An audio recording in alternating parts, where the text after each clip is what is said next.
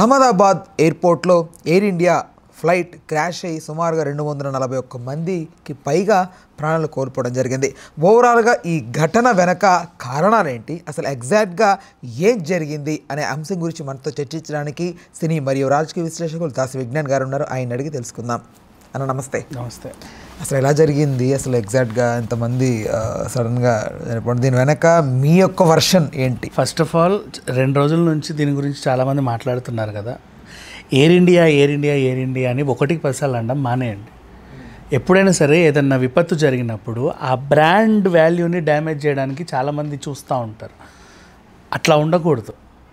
ఇప్పుడు flight crash అయ్యింది, అది బోయింగ్ కంపెనీకి చెందిన విమానం. ఎయిర్ ఇండియా దాన్ని పర్చేస్ చేసుకున్నాడు, వాడు దాన్ని మ్యానుఫ్యాక్చర్ చేయాలి. సర్వీసెస్ చేసేవాడు Air India, he's not the manufacturer there. ఆ కంపెనీ ఓన్ అయినప్పటికీ కూడా ఇప్పుడు ఆ ప్రోడక్ట్లో సమ్ డిఫెక్ట్ ఉండింది. సో ఎవరైతే తయారు చేస్తున్నారో ఆ బోయింగ్ని మీరు నిందించాలి, కానీ ఎయిర్ ఇండియాని అనడం మానేయండి. నెంబర్ 1. నెక్స్ట్, పైలట్ లోపమో లేకపోతే సాంకేతికగా అంటే బాగా లేకున్నా సరే పర్లేదులే అని వెళ్ళిపోయారు అనుకోండి సిబ్బంది, అప్పుడు ఎయిర్ ఇండియా అని అనొచ్చు. అలా అయ్యిందా లేదా అనేది ఇంకా బ్లాక్ బాక్స్ నుంచి ఎవరికి సమాచారం రాలేదు. చాలామంది బ్లాక్ బాక్స్ నుంచి అదొచ్చింది ఇదొచ్చింది మొత్తం చెప్పేశారు అన్నట్టు వార్తలు వేస్తున్నారు, కానీ బ్లాక్ బాక్స్ని ఎప్పుడు ఎవరు కూడా రివీల్ చేయరు. ఇక్కడ చాలామందికి బ్లాక్ బాక్స్ అనే కాన్సెప్ట్ చాలామందికి తెలియదు, కొంచెం మీ మాటలో దీని గురించి వివరించండి. పైలట్ మాట్లాడే అంశాలన్నీ కూడా అందులో రికార్డ్ అవుతాయి. ఇప్పుడు 1000 డిగ్రీల ఉష్ణోగ్రతలో కూడా అది కాలదు. ఎప్పుడన్నా ప్లేన్ క్రాష్ సముద్రంలో అయినా, జనావాసాలపైన అయినా, అడవుల్లో అయినా, కొండగుట్టల మీద అయినా సరే ఫస్ట్ వెతికేది దాన్నే. అందులోనే వాళ్ళ మాటలు రికార్డ్ అయి ఉంటాయి. నెక్స్ట్, మేడే అంటున్నారు చాలామంది. అది మెయిడర్ యాక్చువల్లీ. ఇంకా అది ఇంకా నన్ను అంటే నా చేతులు దాటిపోయింది అని చెప్పే లాస్ట్ పదం. ఇంకంత మించి దానికంటే అవతల వాళ్ళు సహాయం చేసే లోపు కూడా ప్రమాదం జరిగిపోద్ది. వాళ్ళ లోపల మాట్లాడుకునే మాటలు కానీ, ఎవరైనా సాంకేతికతని హ్యాక్ చేశారా రాడర్ని, లేకపోతే పైలట్కి ఆరోగ్యం బాగాలేదా, వాంతులు అయ్యాయా, లేకపోతే కో పైలట్ వీళ్ళిద్దరు ఏమైనా జుట్టు పిక్కను కొట్టుకున్నారా, లేదంటే ఆ టైంలో పక్షి వచ్చి ఇంకేమైనా జరిగిందా, లేదా వడగళ్ళ వాన పడిందా, ముందు ఫ్రంట్ ఏమైనా డ్యామేజ్ అయిందా, లేదా నొక్కాల్సింది సరిగ్గా పనిచేయట్లేదా, ఇట్లాంటివి. అంటే ఏ లోపం ఉన్నా సరే వాళ్ళు మాట్లాడుకునే మాటలు ఉంటాయి కదా, ఆ మాటలు అది రికార్డ్ అవుతుంది. లేకపోతే వాడే జిహాద్ అని చెప్పి పేల్ చేశాడా, వి డోంట్ నో. లాస్ట్ మనకు దాని నుంచే అసలు ఏం జరిగిందనేది తెలుసుకుంటాం. సో దాన్ని టైటానియంతో తయారు చేస్తారు కాబట్టి అది అసలు కాలదు. టైటానియం అంటే మీ ఐఫోన్లో ఇప్పుడు వచ్చాయి ఇక కొత్త సిరీస్లో, సో దాంతో తయారు చేశారు. సో ఆ లెక్కన చూసుకుంటే మీ ఐఫోన్లు కూడా సేఫే, పేలవు. బట్ ఇప్పుడు అలా అనుకుంటే ఫ్లైట్లో ఉన్నటువంటి మొబైల్స్ ఎవరైనా ఐఫోన్ వాడే వాళ్ళవి అవి సెక్యూర్గానే ఉన్నట్టుంటే దాంట్లో రికార్డింగ్ సంథింగ్ ఉంటాయి కదా, లాస్ట్ సెల్ఫీలు. మీ ఐఫోన్ కేవలం మీ బార్డర్ కవర్ మాత్రమే టైటానియం అయ్యా, ఫోన్ మొత్తం కాదు. అదేలే, అర్థమైందా? ఆ బ్లాక్ బాక్స్ మొత్తం అది టైటానియంతోనే ప్రతి పరికరం చేయబడింది.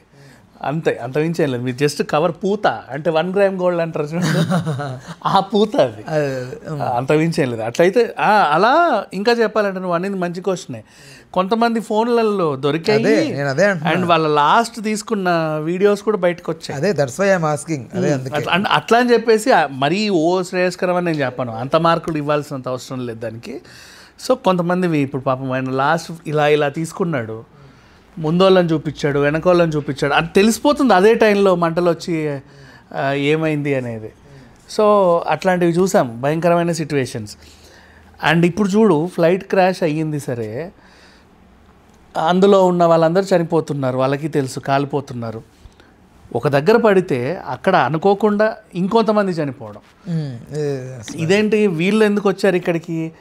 తినడానికి వచ్చారు, ఇక్కడ తినడానికి వచ్చారు. Medical college students. వాడు అక్కడ ఉంటాడు మొత్తం పగలంతా. ఆ టైంలో మాత్రం అక్కడికి తినడానికి వచ్చారు వాళ్ళందరూ. ఆ ప్లేస్లోనే తినాలి కాబట్టి ఒకటేసారి సమూహ మరణం. అసలు ఆ ప్లేస్లోనే వాళ్ళు తినాలి.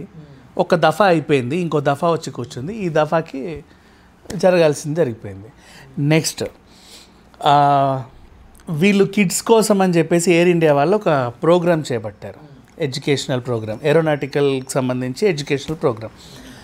దాని డిజైన్ ఎలా ఉందంటే బిల్డింగ్ అంటే ఆ ఫ్లైట్ ఇలా బిల్డింగ్లో నుంచి వచ్చినట్టుగా ఒక డిజైన్ ఏర్పాటు చేసి వాళ్ళు యాడ్ వేశారు. ఈరోజు నుంచే ఇది మొదలు, రేపటి నుంచి మొదలు, రండి పిల్లలందరూ, టికెట్ ఇంత, ఇట్లాంటి యాడ్. ఎలాగైతే ఆ యాడ్ ఉందో సాయంత్రం ఉదయం పేపర్లో యాడ్ వచ్చింది. యాక్చువల్లీ మధ్యాహ్నానికి జరిగిన సిచ్యువేషన్ సేమ్ అలాగే బిల్డింగ్ పైన ఫ్లైట్ క్రాష్ అయింది. ఇదొకటి. నెక్స్ట్ మళ్ళీ అంటే కోయిన్సిడెన్సెస్ చాలా ఉన్నాయి దీంట్లో. చూడు, ఎక్స్ మినిస్టర్ది కూడా కార్ నెంబర్ 12 అని 1206, ఫ్లైట్ నెంబర్ 1206. అరే కానీ బేసిక్గా మినిస్టర్లు అంటే 1206 ఉండదు, 9999 4444 బాస్ ఇవేమో ఉంటాయి. కొంతమందికి అది ప్రియారిటైజ్ గా అలా పెట్టించుకోవాలి, మనం ఏంటో తెలియాలని కొంతమంది ఉంటారు. అది చాలా సింపుల్ నెంబర్. నార్మల్ గా నేను ఒక హ్యూమనే కదా, ఎందుకు దీనికి ఎంత అవసరం లేదు. బ్లైండ్ గా ఆర్టీఓ ఆఫీస్ ఇచ్చే నెంబర్ అది. అదే కొంతమందికి ఒక పిచ్చి ఉంటుంది, నాకు ఆ ఫ్యాన్సీ నెంబరే కావాలి, ఒకటే ఉండాలి, రెండే ఉండాలని. ఇలా ఉంది. నెక్స్ట్ సీట్ నెంబర్ 11 ఏ విషయానికి వస్తే, అది యాక్చువల్గా అది ఎక్కువ మంది ఎంచుకోరు, ఎందుకంటే దానికి విండో వ్యూ ఉండదు. ఇప్పుడు గంట జర్నీ అంటే పర్లేదులే, మనం కూర్చొనిసేపే వాళ్ళ ఎక్స్ప్లెనేషన్ ఇచ్చే లోపే ఫ్లైట్ కదులుతూ ఉంటుంది. వాళ్ళ ఉపోద్ఘాతం అయిన తర్వాత కొంచెం ఎగిరిన తర్వాత వీళ్ళ సర్దుడు ఉంటుంది, సార్ కొంచెం ముందుకి కొంచెం ముందుకు, అంటే మనం ఇట్లా కూర్చుంటే కొంచెం ప్రాబ్లం దానికి. సో ఇలా జరగండి అని ఇలా చెప్పి అటు వెళ్ళేలోపు తినుబండారాలు తీసుకొచ్చేస్తారు, అది కావాలి ఇది కావాలి అంటాం. తర్వాత తిన్న తర్వాత ఏరుకునే లోపు ఫ్లైట్ అయిపోతుంది, ఇంకొచ్చేస్తుంది. సో ఈ గంట జర్నీలు మనకి ఎంతసేపు అయితే ఉంటాయో ఆ విండో వ్యూ పెద్దగా మనం పట్టించుకోం. లాంగ్ జర్నీ చేసే వాళ్ళకి ఏంటంటే అదో ఆనందం, అది అక్కడ ఉండాలి. అంటే సిటీ వస్తుంది అనేది తెలుస్తుంది, మనము పైకి వెళ్తున్నాం అనేది తెలుస్తాయి కాబట్టి. సో ఇంకా లేవు ఏ సీట్లు, నువ్వు సచ్చినట్టు ఇక్కడే చావాలి అనే వాళ్ళకు వచ్చే సీట్ అది బేసిక్గా, మనం ఎంచుకోవడానికి ఉండదు. సో తనకు వచ్చింది ఆ సీట్, అది ఎమర్జెన్సీ ఎగ్జిట్. అంటే నీకు విండో ఇచ్చినా వేస్ట్, ఎందుకు చెప్పనా, ఆ రెక్క అడ్డు ఉంటుంది నీకు. సో నువ్వు ఇట్లా చూసినా నీకు రెక్కే కనబడదు, అందుకే విండో ఉండదు అక్కడ, అనవసరం ఖర్చు అని. అదొక ఎమర్జెన్సీ ఎగ్జిట్.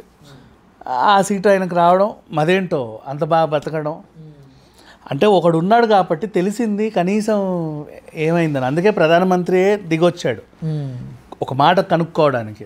ఇప్పుడు మోడీ చూడండి, లాస్ట్ టైం కూడా మీకు కేరళ లైవ్ బ్లాక్ బాక్స్ అని అడిగితే లైవ్ బ్లాక్ బాక్స్ లేదు, ఇతర లైవ్ కాదు యాక్చువల్గా. అసలు ప్రమాదం ఏం జరిగిందో అందులో తెలుస్తుంది. అంటే ఓకే డిస్టెన్స్ ఉంటుంది కదా ఫ్రెండ్, ఈయన ఏం జరిగిందో చెప్తాడు, నా ముందు అందరు తగలబడ్డారండి అని మాత్రమే చెప్పగలడు. అసలు ఉంటుంది కదా పైలట్స్, రైట్. ఇప్పుడు ఎవరైతే ఉంటారో ముందు నుంచి వాళ్ళు స్పీకర్లో చెప్తారు కదా అలర్ట్ అండి అనేది అందరూ, కానీ ఇక్కడ అంత అవ్వలా, వితిన్ 30 సెకండ్స్లో కూలిపోయింది. నువ్వు 625 ఫీట్కి వెళ్ళావు, మహా అయితే 100 అడుగులు వచ్చేసి 100 మీటర్లు 110 మీటర్లు అంతవరకే. ఇలా వెళ్ళగానే కూలిపోయింది ఒక ఎత్తు నుంచి చెప్పాలంటే. అంటే నువ్వు ప్రమాదాన్ని పసిగట్టి ఏదో అవుతుందని చెప్పి మిగతా వాళ్ళని అలర్ట్ చేయడానికి కూడా నీకు 2 మినిట్స్ పడుతుంది, ఇక్కడ అంతసేపు తీసుకోవాలా. ఫ్లైట్ చేసినా ఏం చేయగలుగుతారులే పాపం, వాళ్ళు అప్పటికప్పుడు ఫ్లైట్ వేస్తారు, అది అయిపోయింది.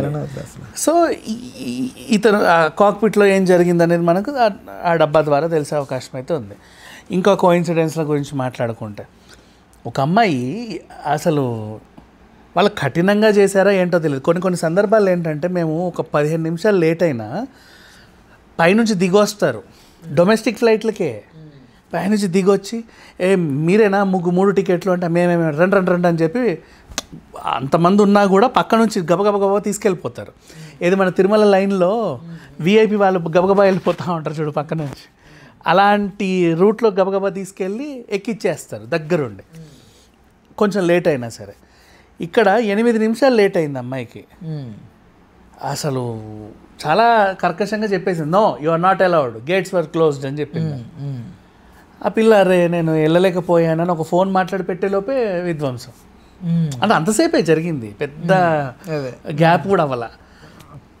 మన సెలబ్రిటీలు కూడా, మంచులక్ష్మి కూడా నేను వెళ్ళుండాల్సింది వెళ్ళలేకపోయానని, అండ్ చిరంజీవికి సంబంధించి నాగబాబు ఏదో ట్వీట్ పెట్టాడు, ఇదే ఫ్లైట్ అంటారు, అది ఎప్పటిదో యాక్చువల్గా చెప్పాలి అంటే లాంగ్ బ్యాక్ది, ఇప్పుడు ట్రెండ్ అవుతుంది. సరే, అయితే చాలామంది కూడా వాళ్ళు కొంతమంది బాధితుల గురించి చెప్తున్నప్పుడు నిజంగా హృదయాలు కలిచివే, అంటే ఇది 3 పిల్లలు ఉండడం, లండన్ డాక్టర్ సెటిల్ అవుదామని, ఇలా చాలామంది దీంట్లో ప్రతి ఒక్కరికి స్టోరీ ఉంటుంది. ఇప్పుడు ఒక బ్రదర్ అండ్ సిస్టర్ వెళ్ళారు, వాళ్ళు విహారయాత్రకి వెళ్ళారు. అంతెందుకు విశ్వాస్, బ్రతుకున్న విశ్వాస్ కూడా వాళ్ళ తమ్ముడితో వచ్చాడు. ఆ తమ్ముడు ఏంటంటే నాకు ఈ దరిద్రపు సీట్ వద్దు, నేను విండో వ్యూ తీసుకుంటా అని రిక్వెస్ట్ చేసి అక్కడెక్కడికో వేరే సీట్కి వెళ్ళాడు. అది జరిగింది యాక్చువల్లీ. నాకు అది ఆ వ్యూ కావాలని. లేదంటే ఇక్కడే ఉండేవాడు. ఇప్పుడు 11A పక్కనే 11Bలో తను కూర్చునేవాడు. బతుకునేవాడేమో అన్నతో పాటు. ఆ 3 అంతే కదా, 3 సీట్లు అంతే. 3 సీట్లకి నీ విండో వ్యూ ఉండదు, ఇటు కూడా ఉండదు, నీకు రెక్కలు అడ్డు వస్తాయి. ఎమర్జెన్సీ ఎగ్జిట్ అన్నింటికి పెట్టగలిగితే. అంటే ఇక్కడ ఇంకొకటి ఏంటంటే, మొన్న ఈ మధ్యకాలంలో మొబైల్లో చూసాం, ఫ్లైట్ వెళ్తూ ఉంటే ఏదైనా ప్రమాదం జరిగింది అనుకోండి, హెడ్ మాత్రం ముందుకెళ్ళిపోయి ఆ మిగతా పార్ట్ ఉంటుంది, సీటింగ్ పార్ట్, అది ఇలా ఏదో 2 పారాషూట్లతో ఉండి ఇలా డౌన్ అవుతుంది. అది చూసినప్పుడు అనిపించింది, ఎవరే ఇది నిజంగా ప్రాక్టికల్గా వర్కౌట్ అయితే మాత్రం బ్రతుకుతారా చాలా మంది ప్రాణాలని అనిపించింది. మరి అది కొత్తగా మొన్న ఇంప్లిమెంట్ చేద్దాం అనుకున్నారు. సీట్స్ ఎలా ఉంటాయంటే పైనుంచి ఇలా కట్టేస్తాను నేను, అలాగే కూర్చుంటాం, ఏదో రోప్ వేలో వెళ్తున్నట్టుగా ఉంటుంది. కింద కూర్చోం మన సీట్స్, కింద లగేజ్ యాజ్ యూజువల్గా ఉంటుంది. ప్లేన్ హాఫ్ డివైడ్ ఉంటుంది ఎప్పుడైనా. కింది పార్ట్లో మన లగేజ్లు అన్నీ ఉంటాయి, పై హాఫ్లోనే మనం కూర్చుంటాం బేసిక్గా.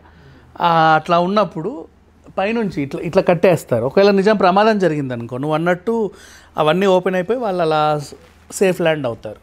ఇక్కడ కూడా సేఫ్టీ మెజర్స్ ఉంటాయి, వాళ్ళు చెప్తారు. చాలామంది ఇంకోటి చెప్పాలి, సందర్భం వచ్చింది కాబట్టి, ఎక్కి కూర్చున్న తర్వాత వాళ్ళు చెప్పేది వినరు. వినండి, 1-4 సార్లు వాళ్ళు కూడా ఈ మధ్య శ్రద్ధ పెట్టి చెప్పట్లేదు. కొంతమంది బాగా పద్ధతిగా చెప్తారు, అంటే చెప్పిందే చెప్పడం, వీళ్ళకి కూడా వినిందే వినడం అన్నట్టుగా కాకుండా పద్ధతిగా చెప్తారు. 2 డోర్లు అటు ఉన్నాయి, 2 డోర్లు ఇక్కడ ఉన్నాయి, 2 డోర్లు ఇక్కడ ఉన్నాయి, మీకు ఏమైనా ఎమర్జెన్సీ సిచ్యువేషన్లో ఇది తీసుకోండి, ఇలా పెట్టుకోండి, ఇక్కడ లాక్ చేసుకోండి, ఇది విజిల్ ఇలా ఊదండి, ఇవన్నీ ఉంటాయి. ప్రతి ఒక్కరూ చెప్తారు సేఫ్టీ మెజర్స్. ప్రతి ఫ్లైట్, ప్రతి జర్నీకి సేఫ్టీ మెజర్స్ చెప్తారు. చాలామంది ఏంటంటే వాగుతారులే, మనం ఎన్ని చూడలేదు, అంటే ఏదో ఓ టైప్ ఆఫ్ రిచ్నెస్ చూపించుకోవడానికి అని చెప్పి వినరు. వినాలి, ప్రతిసారి వినాలి. మాకు తెలుసులే ఎప్పుడు ఉంటే గోవాలనుకున్నాను అంటే ప్రతిసారి విను, తప్పే ఉంది. ఎవరు వద్దన్నారు నిన్ను? నాకు భయం వేసే ఫ్లైట్ ఏంటంటే ఇప్పుడు లేదు ఆ సర్వీస్, గో ఎయిర్ అని ఒకటి వచ్చింది. నిజంగా గో ఎయిరే అది. గో ఎయిర్ అంటే ఏంటిది అనేది ఆ ఫ్లైట్, ఆ కంపెనీ ఇప్పుడు లేదులే. అదేంటంటే కింద అది ఏంటిది, మనం ఏదో సాగతీసి ఇట్లా అంటుంటే ఒక సౌండ్ వస్తుంది చూడు, చిచ్చు సౌండ్ వచ్చేది బాగా, టేక్ ఆఫ్కి ల్యాండింగ్కి. భయం వేసేది. సమ్ టైమ్స్ ఇండిగో అట్లాంటి వేషాలు వేసేది ఈ మధ్య వేయట్లా. ఇండియా వాళ్ళకి మర్యాద ఉండదు అంతే కొంచెం, అంటే బాగా గర్వంతో చెప్తూ ఉంటారు, అది చాలామందికి నచ్చదు, వాళ్ళది అదే కంప్లైంట్. ఇక ఎయిర్ ఇండియా గురించి మాట్లాడుకుంటే, ఇది చాలా చేతులు మారి ఇప్పుడు ప్రైవేట్కి వచ్చింది. ఇప్పుడు ప్రైవేట్కి వచ్చింది కాబట్టి అన్నిసార్లు అంటున్నారు, ఒకవేళ అది ప్రభుత్వం నడిపేది అయి ఉంటే ఇంతకు ముందులాగా ఇండియన్ గవర్నమెంట్ ఒక బొమ్మ ఉండేది, ఒక అంకుల్ బొమ్మ, ఇట్లా బాగుంటుంది ఆ రౌండ్ బొమ్మ, ఎయిర్ ఇండియా సింబల్ అది. ఇప్పటికీ అదే ఉంటే ఏమై అనేవాళ్ళు, అసలు గవర్నమెంట్ని ఎంత దారుణంగా నిందించే వాళ్ళు చూడాలి. అప్పటి నుంచే కదా ఇప్పటి వరకు వచ్చింది అది, ఇప్పుడు ఏదో కొత్తగా మ్యానుఫ్యాక్చర్ అయింది కాదు కదా, ఆ గవర్నమెంట్ ఆ టైం నుంచి ఉన్నవి ఇన్ని ఫ్లైట్లు. అయితే బోయింగ్ సంస్థ నుంచి మీరు తీసుకుంటారు, ప్రతిదానికి ఒక ఎక్స్పైరీ డేట్ ఉంటుంది, ఇవ్వండి. బయట రెస్టారెంట్స్కి చాలా మంది ఇది ఇండియన్ ఫ్లైట్ అనుకుంటారు, ఇండియన్ ఫ్లైట్ కాదు కదా, కాదు యుఎస్ బోయింగ్ కంపెనీ తయారు చేసినటువంటి ఫ్లైట్ అది, మీరు వాళ్ళని అనండి అంతే. దీని అంటే ఎయిర్ ఇండియా అనడం మానేసేయాలి. అండ్ నెక్స్ట్, ఈ ప్రమాదం అంతా ఒక ఎత్తు అయితే,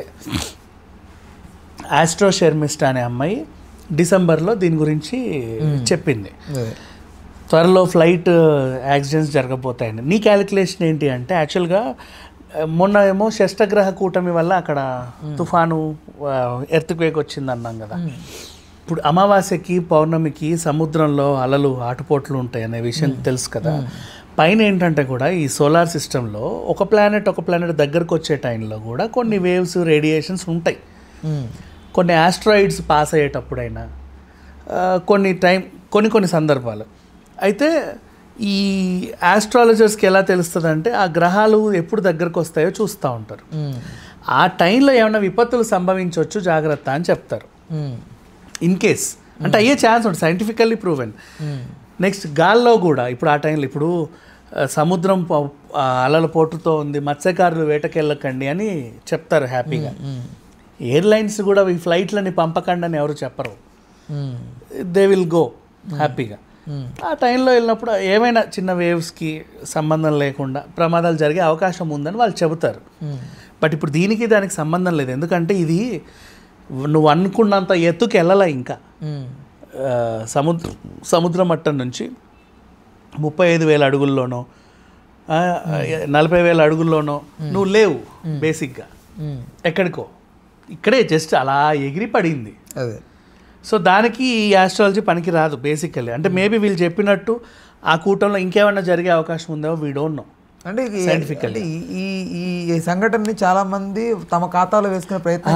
అదే చెప్తున్నా, ఖాతాలో వేసుకుని చూసావు నేను చెప్పినట్టు జరిగింది అని. వాడేవాడు ఆ వేణుస్వామి గారు ఆస్ట్రో శర్మిష్ట ఒక పోస్ట్ పెట్టింది. అయితే ఆవిడ పెట్టింది కదా నేను చెప్పినట్టే జరిగింది అని. 8,30,000 మెంబర్స్ దాన్ని లైక్ చేశారు. అంటే మీ ఉద్దేశం ఏంటి? భలే జరిగిందనా? చెప్పింది జరిగిందని నమ్మడం? అదే అంటున్నా. అంటే చెప్పింది జరిగింది. ఏం జరిగింది అక్కడ? ఇండియాకి ఏమన్నా ఒలింపిక్ మెడల్స్ వచ్చాయా?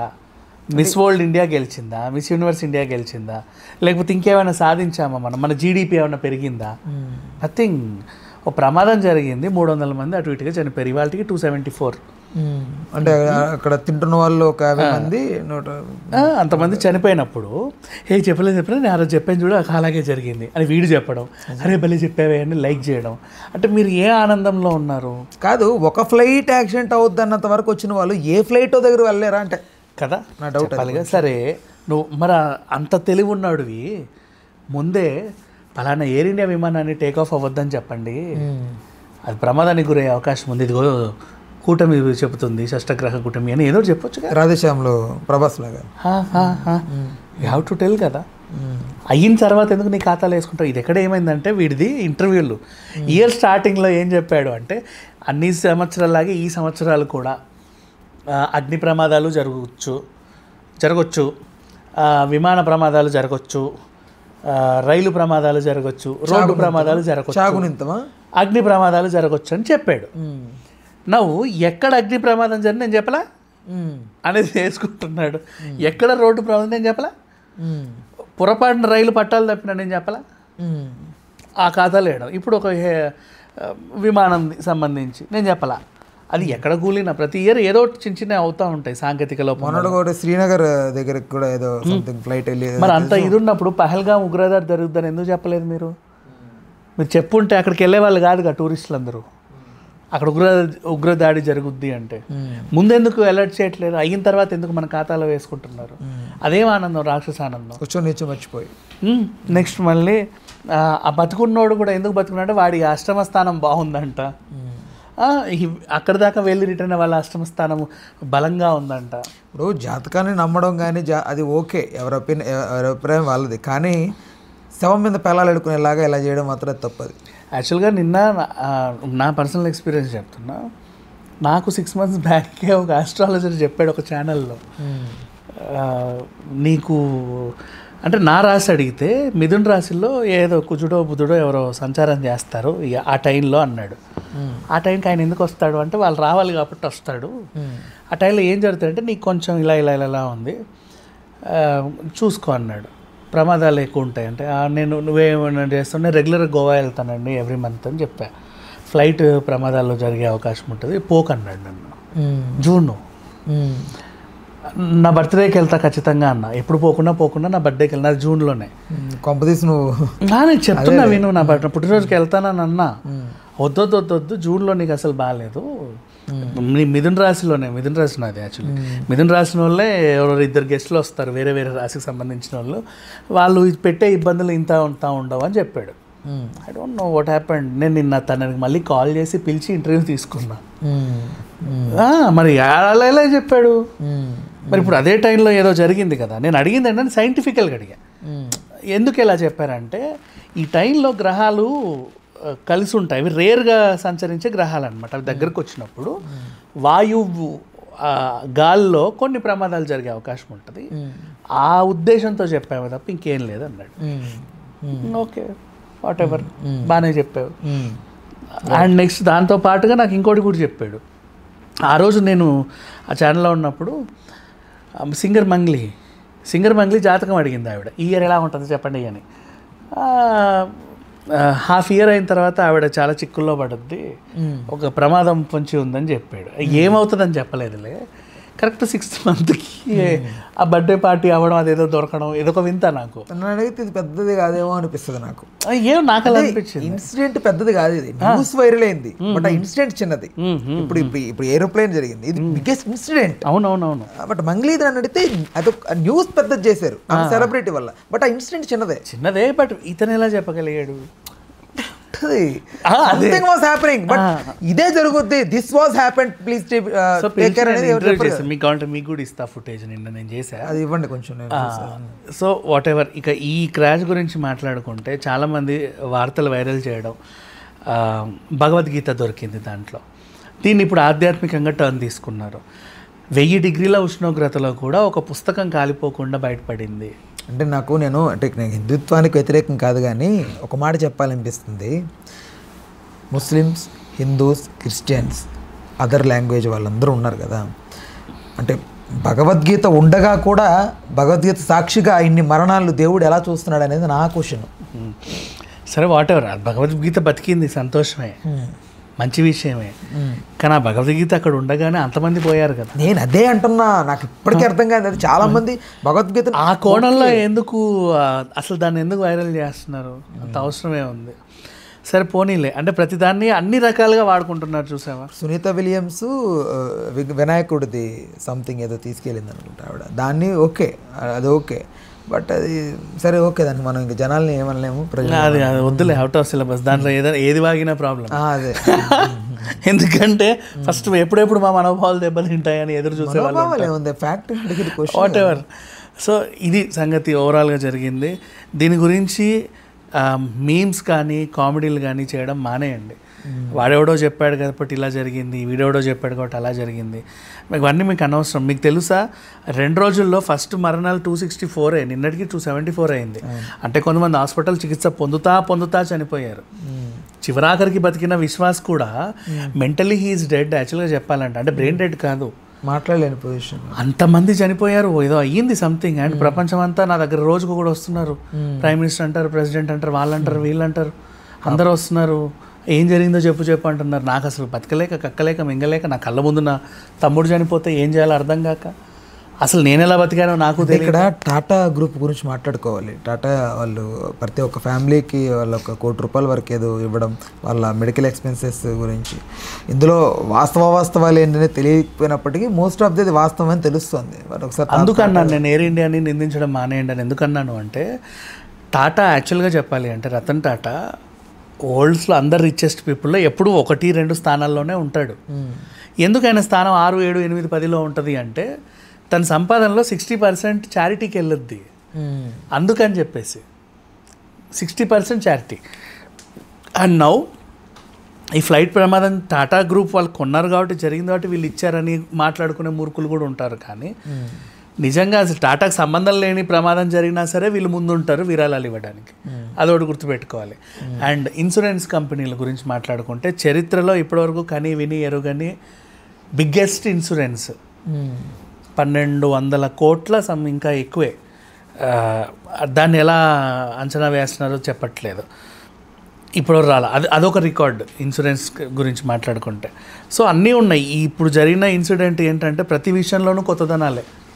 అంటే ఇంతకుముందు జరిగిన ప్రమాదాలతో పోలిస్తే అన్నీ కొత్త విషయాలే బయటపడుతున్నాయి. అండ్ నెక్స్ట్ ఇంకొకటి, ఇప్పటికీ కూడా ఒక విమానం మిస్ అయింది గాల్లో. ఏమైందో ఈ రోజు వరకు కూడా తెలియదు. ఇప్పటికి 10 ఏళ్ళు దాటింది ఆల్మోస్ట్. ఇట్లాంటి ఇన్సిడెంట్స్ అవుతూనే ఉంటాయి. అలా అని విమాన ప్రయాణాలు సేఫా కాదా అని ఆలోచించుకొని అనవసరంగా బుర్రలు పాడు చేసుకోవద్దు. అన్ని ప్రమాదాలు అనేవి అప్పుడప్పుడు తెలుసో తెలియకో జరుగుతూ ఉంటాయి. పక్షి వల్ల, వడగళ్ళ వాన వల్ల, సాంకేతిక లోపం వల్ల, ఇంకేదైనా ప్రమాదం వల్ల, ఎవడన్నా హైజాక్ చేయడం వల్ల, ఇలాంటివి సమ్ టైమ్ రేర్ సిచ్యువేషన్లో అవుతాయి. హైజాక్ వర్షన్ కూడా వెళ్ళింది. ఒక అతని ఎవరైనా బెదిరించి ఉంటారు. ఎందుకంటే వాడు వాడి పేరేంటో మర్చిపోయా, ఖలిస్తానీ ఉగ్రవాదులు ఒక ఫ్లైట్ పేల్చేస్తాము మేము అని ఒక వార్నింగ్ ఇచ్చారు. అండ్ నెక్స్ట్ వాళ్ళు కూడా వాళ్ళ ఖాతాలో దీన్ని చూసారా మేము చెప్పినట్టు జరిగింది, వాళ్ళ ఖాతాలో వేసుకున్నారు. అందుకని చెప్పేసి అది వైరల్ అయింది. వాళ్ళకేం సంబంధం అసలు? ఊరికే అదో ఆనందం, మేమే చేసామని. పాకిస్తాన్తో ఉన్న గొడవలుగా ఖాళిస్తాన్ ఎవరు అసలు? ఏదో ఉగ్రవాదులు. మనకి ఉగ్రవాద సంస్థలకి ఏం కొదవు లేదు, బోల్డ్ అన్నీ ఉన్నాయి చెప్పుకుంటే కనుక. ఎన్నో ఉన్నాయి ఉగ్రవాద. అంతెందుకు దేశంలో కూడా కళ్ళు మూసుకొని కూడా స్లీపర్ సెల్స్ కూడా ఉన్నారు ఎక్కడెక్కడెక్కడ. చెప్పలేము వీళ్ళు ఎప్పుడు వస్తారు ఏంటి, కానీ కాకపోతే క్లెయిమ్ చేసుకుంటారు ఏదో గొప్పతనం చేసుకున్నాం మేము. అంటే చాలామంది మధ్యకాలంలో కూడా ఈ స్టార్స్ వీళ్ళందరూ ఇన్స్టాగ్రామ్లో కొన్ని పెడతా ఉంటారు. ఆల్ ఐస్ ఆన్ ఒకటి ఏదైనా జరిగింది అనుకోండి, ఆల్ ఐస్ ఆన్ అంటే ప్లేస్ని మెన్షన్ చేసి పెడుతుంటారు, స్టోరీస్ పెడతా ఉంటారు. నాకు అనిపిస్తూ ఉంటుంది అసలు విషయం తెలియదు, ఎందుకు పెడుతున్నామో తెలియదు, ఏదో నేను ఎమోషనల్గా ఉన్నాను, నేను ఇప్పుడు బాధపడుతున్నాను అని దాన్ని చెప్పుకోవడానికి పెడతారు తప్ప ఎవ్వడికి నన్ను అడిగితే దీని గురించి ఇంత కూడా లేదని నా అభిప్రాయం లేదు. బట్ వాళ్ళు ఏదో చెప్పాలని చెప్తారు. ఏదో ఇన్స్టాగ్రామ్లో రీల్స్ ఇలా చూస్తున్నప్పుడు అక్కడ ఏదైనా అక్కడ వరకు ఆగుతున్నారు తప్ప తర్వాత అంతా ఫండీ రీల్స్ కోసం, డొప్పమైన్ ఇచ్చే రీల్స్ కోసం షేర్ చేసుకుంటున్న లోకంలో ఉన్నాం మనం. ఎవ్వడికి బాధ లేదనేది నా ఉద్దేశం.